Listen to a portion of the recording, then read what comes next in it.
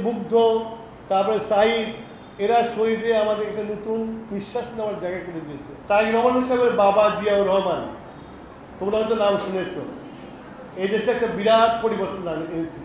যারা এই স্বাধীনতা যুদ্ধের সময় আমাদের বিরুদ্ধে দাঁড়িয়েছিল, যারা এই স্বাধীনতা যুদ্ধের সময় আমার মা বোনদেরকে পাকিস্তানের সেনাবাহিনীর হাতে তুলে দিয়েছিল এবং আমাদের সেনাবাহিনীর হাতে তুলে যাওয়ার পরে বলেছে যে এটা ওদের হক,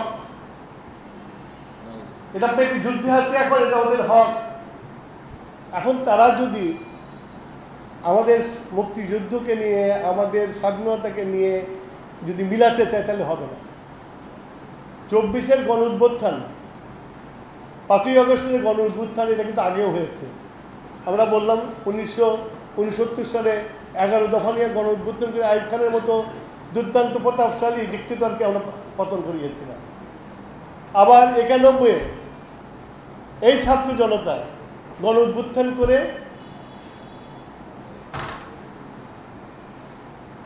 এরশাদকে পতন করেছিল। পতন করে নির্বাচন করার পরে আমাদের নেত্রী বেগম খালেদা জিয়া নির্বাচনে জয়লাভ করে প্রধানমন্ত্রী হয়েছিলেন। যে আমি মাঝে মাঝে বলি একটা কথা, যে আমরা যে 11 দফা যে আন্দোলন করলাম, আন্দোলনকে আইয়ুব খানকে পতন করলাম, তখন তো আমরা বলি নাই যে আমরা এটার ওই হিস্সা চাই। তখন তো আমরা বলতে পারি, শেখ মুজিবকে বলতে পারতাম যে তুমি আমাদের সরকারে নাও, আমরা এটা আন্দোলন করেছি, কিন্তু তা করি না। এই জন্য করি না, ছাত্রর যে কাজ সেইটাই করছি আমরা বিশ্ববিদ্যালয়ে ফেরত চলে গেছি।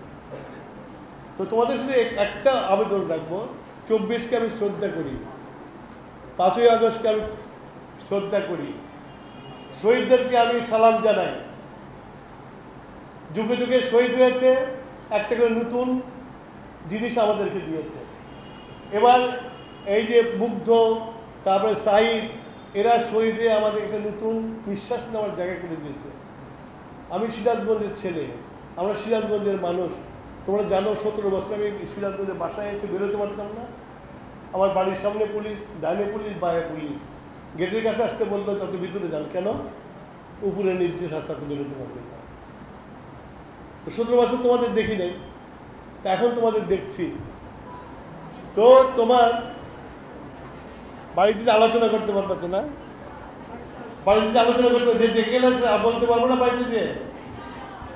তো তোমরা এটা দেখো, দেখে যে আমরা কি করতে চাই, তারেক রহমান সাহেব কি করতে চায়। তারেক রহমান সাহেবের বাবা জিয়াউর রহমান, তোমরা হয়তো নাম শুনেছ, এই দেশে একটা বিরাট পরিবর্তন এনেছিল।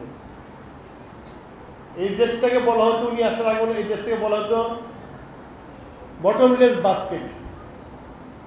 বাংলাদেশের নাম দিয়েছিল বটমলেস বাস্কেট, তলাবিহীন ঝুলি।